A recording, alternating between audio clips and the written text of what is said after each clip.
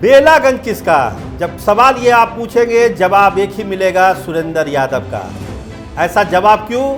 क्योंकि 1990 के बाद लगातार बेलागंज की सीट सुरेंद्र यादव के कब्जे में है और पराजय है सुरेंद्र यादव बेलागंज में। 1990 के बाद कोई चुनाव सुरेंद्र यादव बेलागंज में हारे नहीं है। तो क्या होगा इस बार उपचुनाव में? क्या ये सिलसिला टूटेगा, उनकी बादशाहत टूटेगी या फिर बेलागंज एक नया इतिहास रच देगा? अंदर की बात में आज हम आपको यही बताने जा रहे हैं कि सुरेंद्र यादव की बादशाहत को इस बार खतरा पैदा हो चुका है और ये खतरा पैदा किया है प्रशांत किशोर ने। जो उम्मीदवारी हुई है वो उम्मीदवारी कहीं ना कहीं से राष्ट्रीय जनता दल, लालू प्रसाद, तेजस्वी यादव और सुरेंद्र यादव के टेंशन को बढ़ा रही है। टेंशन ऐसी कि कहीं 90 से चला आ रहा सिलसिला 2024 में रुक नहीं जाए। इसके पीछे की वजह है लगभग 62,000 मुस्लिम वोटर हैं बेलागंज में। उम्मीदवार कौन हुए हैं? खिलाफत हुसैन। सपोर्ट किसने किया? मोहम्मद अमजद ने। दोनों में लड़ाई भी हुई, सुलह भी हुई, तय हुआ कि खिलाफत हुसैन ही लड़ेंगे। मोहम्मद अमजद को बाद में मौका दिया जाएगा, यानी 25 में जब आम चुनाव होगा उसमें मोहम्मद अमजद को मौका दिया जाएगा। फिलहाल खिलाफत हुसैन ही लड़ेंगे। तो मुस्लिम वोटों में सेंधमारी, 62,000 वोट मुसलमानों का जो मिलता था सुरेंद्र यादव को, इसमें इस बार सेंधमारी तय है। उन वोटों में बंटवारा होगा ही होगा, उसको कोई नहीं रोक सकता। क्योंकि मोहम्मद अमजद की अपनी ताकत है बेलागंज चुनाव में, वहाँ पर उन्होंने काम किया है, चुनाव लड़े हैं, तो स्वाभाविक है एक समर्थन मुसलमानों का उनके साथ है। और मुसलमानों को ये एक पीड़ा होती थी कि कभी ना कभी ये सीट मुसलमानों के जिम्मे आ जाए।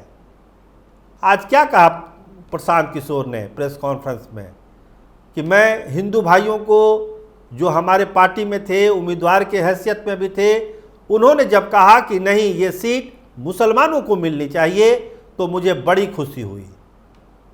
तो हिंदू भाइयों का उन्होंने आभार भी जताया। लेकिन इसका राजनीतिक मतलब क्या है? इसका राजनीतिक मतलब यही है कि मुस्लिम वोट में डिवीज़न होगा ही होगा।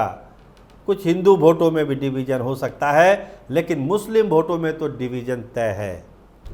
देखिए 70,000 यादव वोटर हैं वहाँ पर, 70,000, थोड़े से ही कम है मुसलमान वोटर।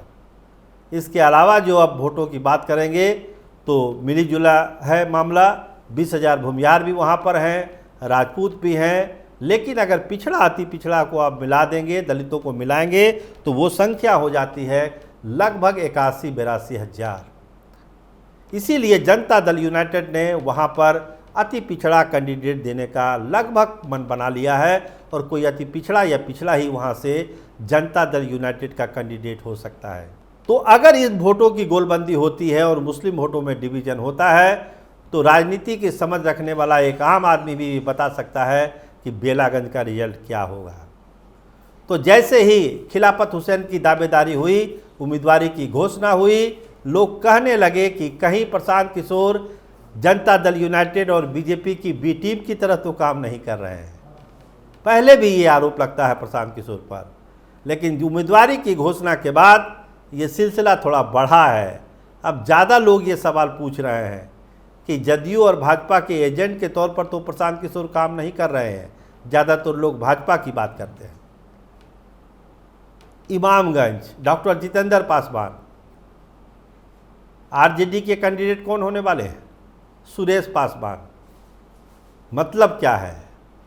आप आरजेडी के कैंडिडेट के वोट बैंक में डिवीज़न करने की फिराक में हैं, सेंधमारी करने की ताक में हैं। बेलागंज में भी वही होगा, इमामगंज में भी यही होगा। लेकिन बेलागंज में दाव बड़ा है क्योंकि 62,000 मुसलमान वहाँ पर हैं और उसमें अगर सेंधमारी हो जाती है तो इसका मतलब है कि सुरेंद्र यादव की 1990 से जो बादशाहत है उसको एक बड़ी चुनौती इस उपचुनाव में मिलने वाली है। तो जैसे ही प्रशांत किशोर ने अपने उम्मीदवारों का ऐलान किया, पटना में सरगर्मी बढ़ गई। अब दबाव है राष्ट्रीय जनता दल के ऊपर भी, जनता दल यूनाइटेड के ऊपर भी और बीजेपी के ऊपर भी कि वो जल्दी से जल्दी अपने उम्मीदवारों का ऐलान कर दे। लेकिन जो जातीय समीकरण बनाना है, जो सामाजिक ताना बाना बनाना है, इसको लेकर ये पार्टियां थोड़ा समय चाहती है। लेकिन चूंकि 25 तारीख को ही आखिरी तारीख है नॉमिनेशन करने का, तो गहमा गहमी तेज है। भाजपा से जुड़े सूत्र बताते हैं कि भाजपा ने अपना नाम फाइनल करके दिल्ली भेज दिया है। दिल्ली आला कमान कभी भी उसको हरी झंडी दे सकता है।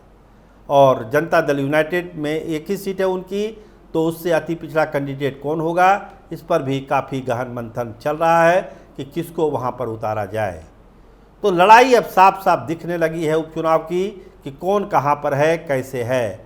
लेकिन सबकी नज़रें फिर घुमा फिरा के बेलागंज में भी आ जाती है कि इतनी बड़ी बादशाहत सुरेंद्र यादव की अगर उजड़ गई, अगर सुरेंद्र यादव की दावेदारी वहाँ से जो कहते हैं कि अपराजय है सुरेंद्र यादव, उसमें अगर गरल लगता है तो 25 के चुनाव पर भी इसका बहुत व्यापक असर पड़ने का।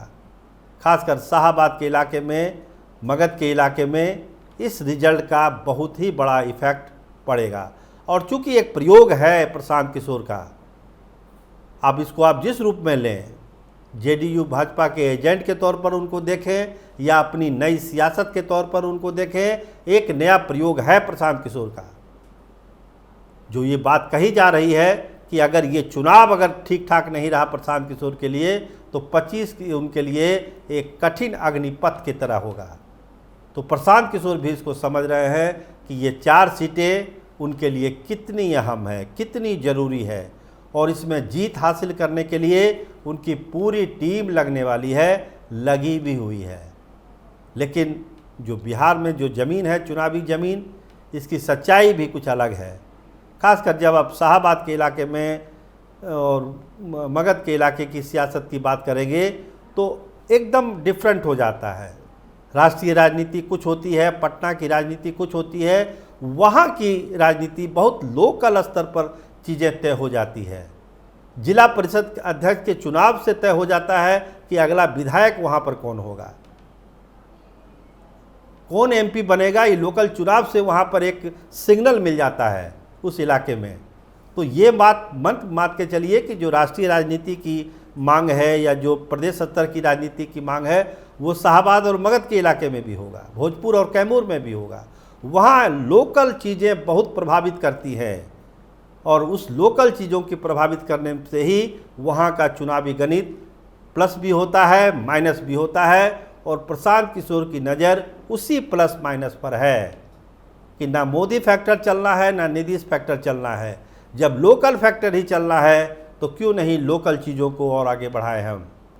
तो ये जो चुन चुन के जो अब ये निकाल रहे हैं मोतियाँ प्रशांत किशोर, हो सकता है क्लिक भी कर जाए, आसार कम हैं। लेकिन देखिए, चुनाव तो चुनाव होता है, जनता मालिक होती है, वो तय करती है।